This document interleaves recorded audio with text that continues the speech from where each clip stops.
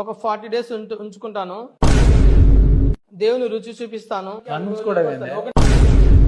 నేను 40 రోజులుగా 400 రోజులు మీతో ఉంటా. 100% మీ యేసు ప్రభుత్వం నాతో మాట్లాడియండి, రండి. అవసరమైతే వాట్సాప్ ఫోన్ మాట్లాడియండి. నిజమైన గొర్రెబిడ్డ లెక్క కనిపిస్తారు. బైబిల్ ని విమర్శించడానికి పర్టికులర్ గా ఎవరు కలిసి రాని అవసరం లేదు. బైబిల్ ని విమర్శించాలంటే పాస్టర్లు సరిపోతారు. ఒరే నాయనా, నువ్వెవరో నాకు తెలియదు, ప్రాబ్లం లేదు, నేను చచ్చిపోతే మంచిగా దేవుని రాజ్యంలో ఉంటాను. మరి నువ్వు బతుకుతారు, జల్దీ చచ్చిపోయి దేవుని రాజ్యానికి వెళ్ళిపోవచ్చు కదా. బలవంతంగా చనిపోయి పరలోకానికి వెళ్తే అది దేవుడు కూడా సహించాడు, నరకానికి పంపిస్తాడు. నువ్వు నరకానికి వెళ్ళిపో అంటాడా? జీవం గల ఆత్మను ఊదిండు, ఊదితే అది జీవాత్మ అయింది.